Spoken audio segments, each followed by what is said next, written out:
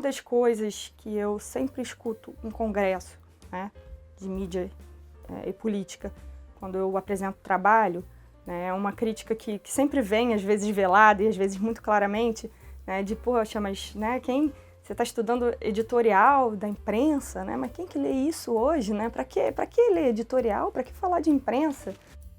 E porque muitas pessoas ainda estão com aquela cabeça de que é a imprensa que vai definir quem vai se eleger. E a gente não é sobre isso. Não é sobre a grande imprensa definir quem vai ser o presidente. Né? O Bolsonaro, né, sequer era, digamos, o candidato preferencial da grande mídia quando se elegeu. Então não se trata disso, não se trata desse tipo de poder e não se trata também de uma coisa quantitativa. Né? Como dizem, mas ninguém lê editorial, por que você está estudando editorial? A questão do editorial...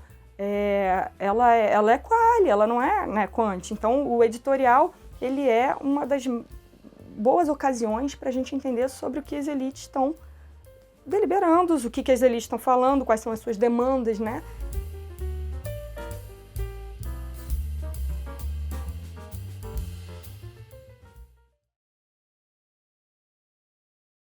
A minha formação inicial foi em História, né? Minha graduação foi em História lá na UERJ, e foi também lá que eu ingressei na carreira, digamos, acadêmica, né? Eu fui bolsista de iniciação científica, logo no início da faculdade, e já fui puxando um pouco o meu interesse de pesquisa para a política desde ali. Eu fiz uma bolsa de pesquisa que era sobre os autênticos do MDB, né? Na época ainda da ditadura, né? E acho que a trajetória dentro dessa pesquisa me levou a ter um grande interesse na forma como, né, a grande imprensa naquela época cobria esse grupo, né? Quando falava desse grupo, como falava, né, e o que falava. Era um grupo combativo da ditadura, né, que reunia uma série de políticos e deputados vinculados ao MDB. E é claro que a cobertura, né, na grande imprensa naquele momento era uma cobertura que era digamos, tinha, né, um viés claro, né, quando a gente começou a observar. E dali eu acho que nasceu esse meu interesse por estudar a relação entre política, né, e mídia naquele momento. E aí depois dali eu comecei a fazer também faculdade de jornalismo. Eu fiz as duas faculdades. Então acho que a mídia e a história se encontraram para mim ali a partir da história política do Brasil. Então, o meu interesse de pesquisa começou dali. Depois, quando eu fui para o mestrado, finalmente, eu entrei no mestrado em comunicação e num doutorado depois em comunicação, que foi onde, digamos que, os meios, né, a mídia tomaram finalmente o lugar central, né, o lugar de objeto na minha pesquisa. Então, na minha dissertação de mestrado, eu pesquisei como que a grande imprensa, né, a imprensa tradicional no Brasil, cobriu os aniversários do golpe militar durante a própria ditadura, né, entre 65, no primeiro aniversário, e 85 ali, quando finalmente a ditadura se desestruturou. E o meu foco foi o jornal o Globo.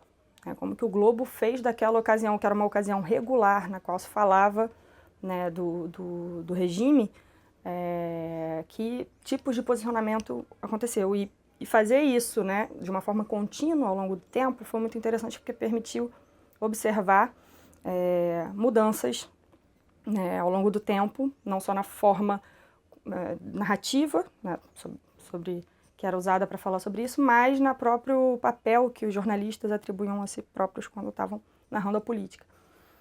Então, assim, isso, daqui a pouco provavelmente a gente vai chegar nisso, mas assim, esse olhar, né, de observar ao longo do tempo, num grande recorte de tempo, ele é muito interessante para estudar a mídia como um agente político, né, porque permite a gente identificar, né, esses sobressaltos, esses momentos que muitas vezes passam despercebidos.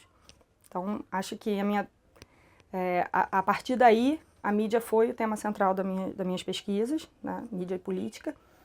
No meu doutorado, eu falei sobre a construção de uma narrativa, né, sobre o governo Lula e o governo do PT, sobre o lulopetismo na grande imprensa brasileira também. Meu foco também foi o Globo, mas eu abordei um pouco também a Folha de São Paulo e o Estadão, né, desde a primeira eleição do Lula até logo após o impeachment da Dilma.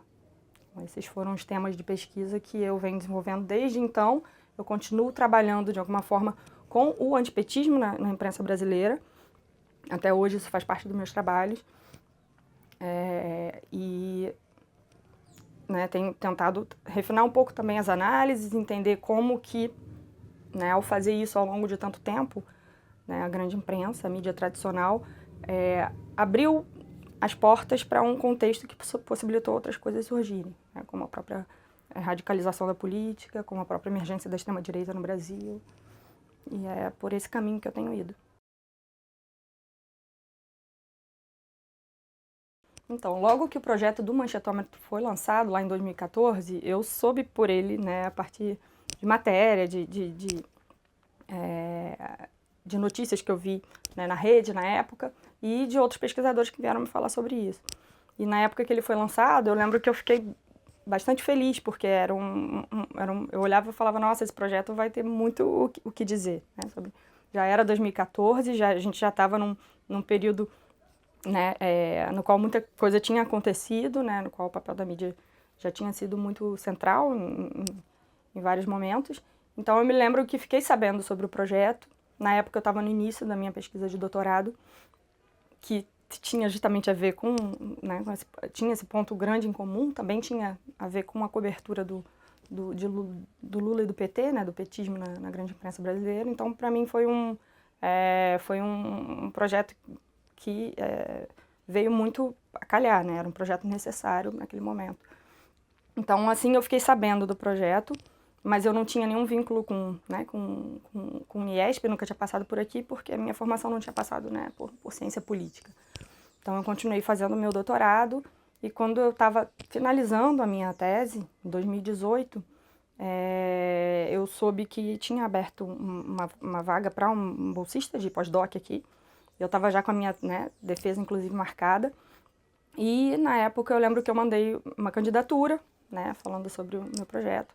E aí vim aqui conversar com o João, na época, e foi muito legal, porque as coisas aconteceram e eu acabei entrando para essa bolsa pós-doc. Então, foi assim que eu cheguei, né, no Manchetômetro, e para mim foi fazia todo sentido vir para cá, porque era basicamente um diálogo completo com o que eu vinha fazendo também desde 2014.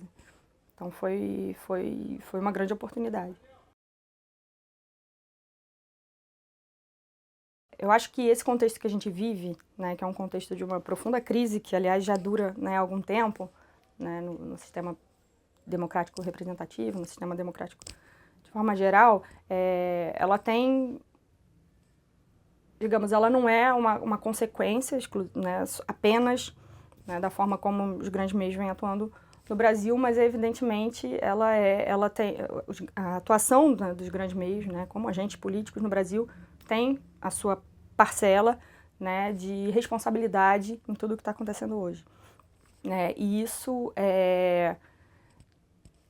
implica em consequências muito mais profundas, né, porque não é só uma crise do sistema representativo, é uma crise institucional, né, que a gente vê que, de certa forma, se ela não foi detonada pela forma como os grandes meios têm abordado a política no Brasil nos últimos tempos, ela foi facilitada por isso, né? Então,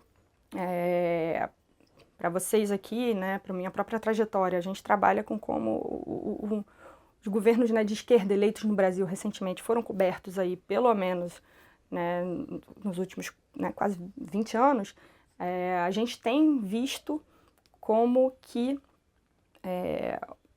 o viés está presente, né, de formas diferentes ao longo do tempo, mas ele está sempre presente. Então, a forma como a gente constrói uma narrativa da política é certamente uma das formas que vai impactar na decisão política, né, que a sociedade vai tomar. Também não é uma novidade, o Manchetômetro tem vários trabalhos sobre isso, tanto sobre a cobertura, né, da Lava Jato, a cobertura do Mensalão, a gente, né, trabalhou bastante sobre isso aqui, como que tanto um caso quanto o outro resultaram numa tremenda desmoralização da política, né? Então, na verdade, primeiro numa questão de moralizar a política, né, para em seguida resultar nessa desmoralização. Então, quando a gente moraliza a política, de uma certa forma a gente abre espaço propriamente para a criminalização, né, da política, a gente abre espaço para um relativismo que tem como resultado, por exemplo, a eleição da extrema-direita, né? Então, eu acho que essa é a grande influência que a grande mídia tem feito. Isso tem uma série de razões, né? Concentração midiática, grandes empresas, ausência completa de regulação, né? Que fazem com que a atuação da mídia esteja o tempo todo livre de prestar contas e ao mesmo tempo livre para definir o seu próprio papel em termos que não são os que correspondem à realidade. Então, acho que essa é a grande responsabilidade, né, que os grandes meios tiveram nos últimos 20 e poucos anos no Brasil, que foi a de tornar o debate sobre política, né, num debate moralizado e num debate que permitiu a ascensão, né, de projetos como, né, o projeto recente do extrema-direita que chegou ao poder, né, com Bolsonaro e permanece depois dele. Durante os vazamentos, né, que ficaram os vazamentos das mensagens, né, dos procuradores da Lava Jato, que ficou conhecido ali como aquele episódio da Vaza Jato, a gente fez um acompanhamento diário aqui no Manchetômetro, né, na época. Eu era pós-doc aqui e eu me lembro que, junto com outras pessoas da equipe, né, o Eduardo, a Natasha também, né, e o próprio João, a gente fez um acompanhamento diário por quase 2 meses. Então, a gente pegava toda a cobertura que tinha recebido o episódio da Vaza Jato, né, do vazamento das informações. A gente pegava tudo que tinha saído sobre isso na cobertura e fazia análises para ver como que estava sendo feita essa abordagem, né? Eu tenho quase certeza que foi como 2 meses. A gente começou no início de julho, foi ali até o final de agosto, mais ou menos. E eu me lembro muito bem como várias questões apareceram claramente para a gente, né? E essa é, de novo, a vantagem de você conseguir fazer um monitoramento ao longo do tempo, contínuo, né? Que eu acho que é uma das maiores contribuições, né, do projeto do Manchetômetro. Então, a gente conseguiu ver, né, claramente as mudanças, como é que começou sendo abordado de uma forma criminalizada, chamado de hackeamento, né, chamava todo mundo de hacker, então visto como, né, um crime desde o início, foi colocado, né, diversas vezes em xeque, né, em boa parte dos veículos que cobriu esse evento. Então a gente conseguiu ver a mudança de como que isso passa a receber algum crédito conforme o tempo vai passando. Então, assim, essa possibilidade de ter feito um acompanhamento diário ajuda a gente a desenhar ali os atores políticos antes, a desenhar o que está acontecendo, a desenhar os vieses que estão surgindo e a ver o que vai mudar ao longo do tempo. Então foi muito interessante fazer esse boletim, né? A gente depois, eu acho que depois ele chegou a virar semanal também, depois que a gente fez ele de forma diária, mas ajudou a gente a ter muitos subsídios já e a elaborar muitas questões para pesquisa ali no calor da hora. Quando o Bolsonaro, né, chegou perto de se eleger, né, ficou todo mundo inicialmente, né, preocupado, mas a gente começou a perceber que a mídia internacional se referia a ele como um populismo, se referia a ele como um perigo para a democracia e, num primeiro momento, a gente viu que a grande imprensa brasileira não fez isso, não fez o mesmo, né? Ele não foi chamado de populista por muito tempo, né? Depois ele passou a ser, mas no início isso não aparecia na grande imprensa brasileira, né? Nas mídias de notícia do Brasil. E aí eu fiz um trabalho com o João na época sobre isso. A gente começou a escrever um capítulo de livro que se perguntava sobre se o Bolsonaro podia ser entendido como um populista ou não, né? O que acontece? Para quem faz monitoramento de mídia, para quem trabalha com a mídia brasileira em perspectiva histórica, a gente sabe muito bem que o populismo ele vinha sendo, né, como um conceito teórico, ele vinha sendo atribuído no Brasil às esquerdas de uma forma geral, ele vinha sendo vinculado principalmente ao uso de programas sociais. Então, para a gente verificou ali que houve um pouco um nó na narrativa, né, porque de uma hora para outra começou a aparecer no espaço público muita menção à forma como o populismo é pesquisado e entendido, né, na América do Norte, na Europa Ocidental, como sendo vinculado à extrema-direita, né, que não era ainda o caso aqui. Então, tendo esse cenário como pano de fundo, a gente resolveu se perguntar, né, será que o Bolsonaro é um populista, né, ou não? Sabendo que há diferentes tradições, né, do estudo conceitual da teoria. Então, esse trabalho foi muito legal, foi um trabalho que também rodou bastante sobre isso, né, acho que uma das elaborações principais que a gente fez dentro dele é que se o Bolsonaro se ele atende algumas características, né, que podem ser vinculadas aos populistas, né, tendo como base a literatura sobre o tema, há nele lacunas que são muito fundamentais também dentro da teoria do populismo, né? Então, o conceito de povo não está presente ali, o da nação também digamos, muito escondido dentro da narrativa dele, né? Então, isso permitiu a gente desenhar um pouco essa distância entre, enfim, um conceito-chave que estava sendo usado, né, ali de qualquer forma no início.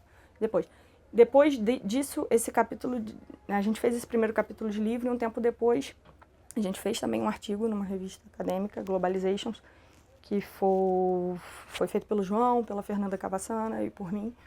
E aí, né, foi um artigo que também, né, tem rodado bastante, que fez uma análise textual, né, da narrativa bolsonarista para localizar ali essas características principais, né? Ele segue um pouco o intuito do primeiro texto, mas ele faz isso de uma forma diferente.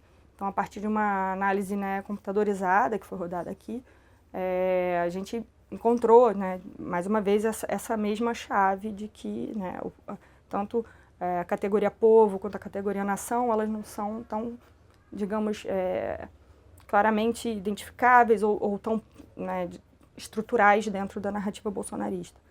Então, isso foi um achado bem interessante também, porque abre um pouco uma discussão, tenta tornar a discussão um pouco mais complexa, né? O populismo ele é entendido de uma forma muito homogênea e a gente vê hoje muitos trabalhos sendo feitos apenas para provar, né, se um personagem político se adequa ou não se adequa àquelas características.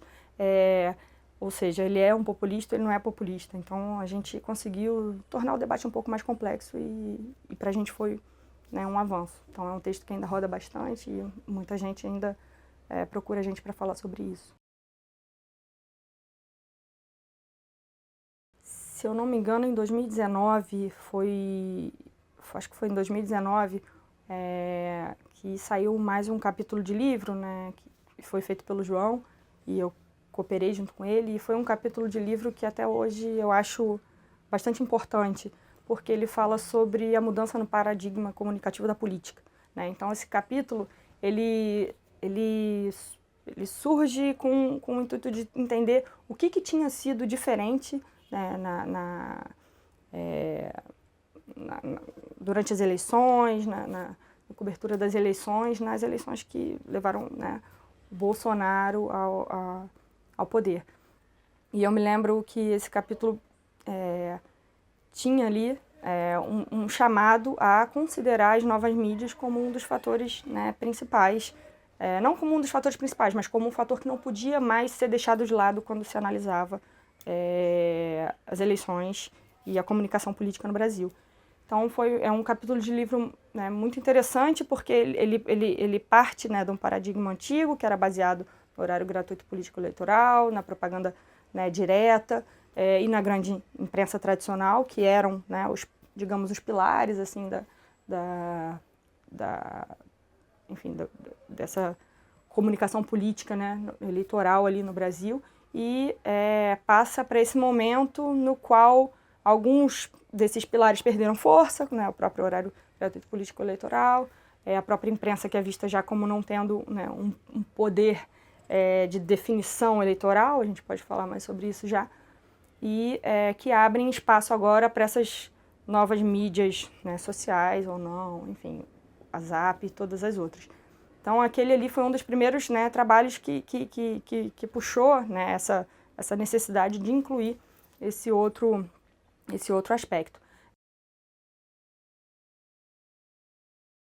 Uma das coisas que eu sempre escuto em congresso, né, de mídia e política, quando eu apresento trabalho, né, é uma crítica que sempre vem, às vezes velada e às vezes muito claramente, né, de, poxa, mas, né, você está estudando editorial da imprensa, né, mas quem que lê isso hoje, né, para que ler editorial, para que falar de imprensa, né,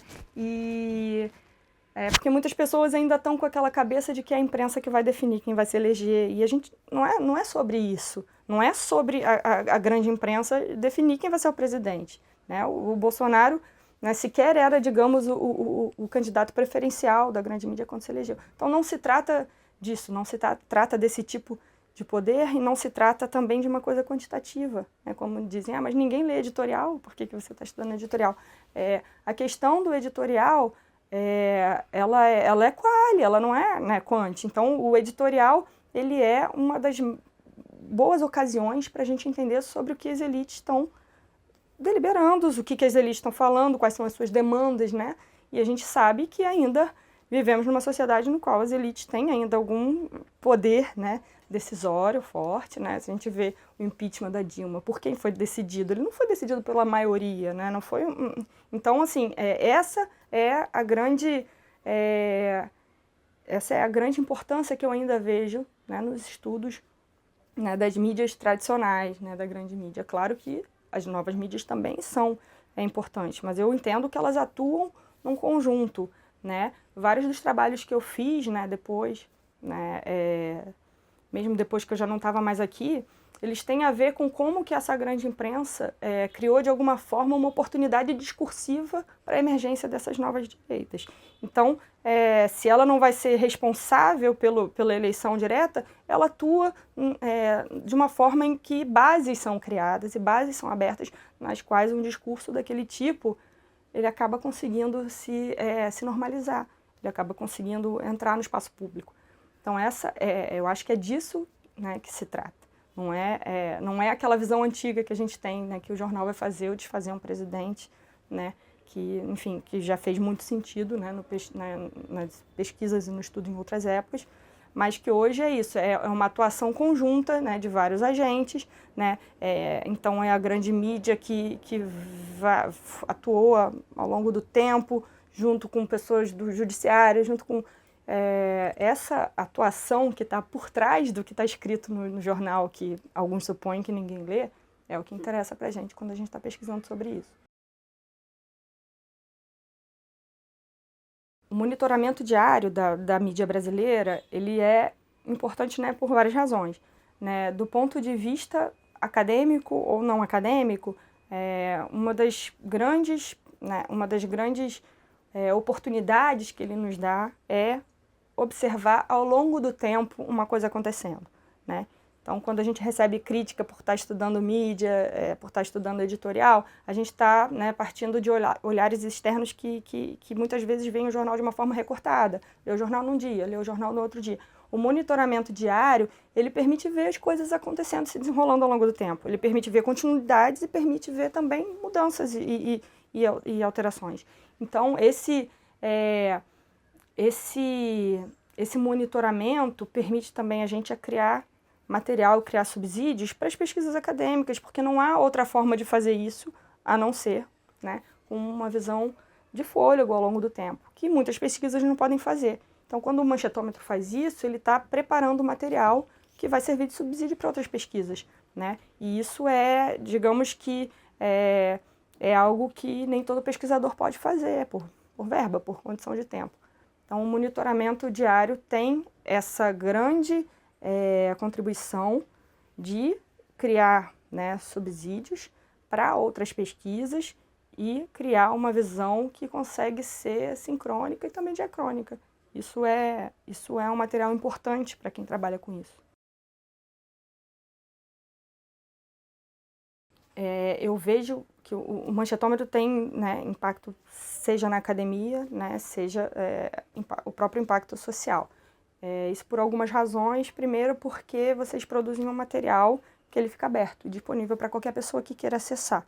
Então, você não depende de uma relação acadêmica, você não depende de conhecer quem é o dono do banco de dados para ter acesso, né? Isso, para mim, esse compartilhamento de material já em si traz um impacto, né, positivo.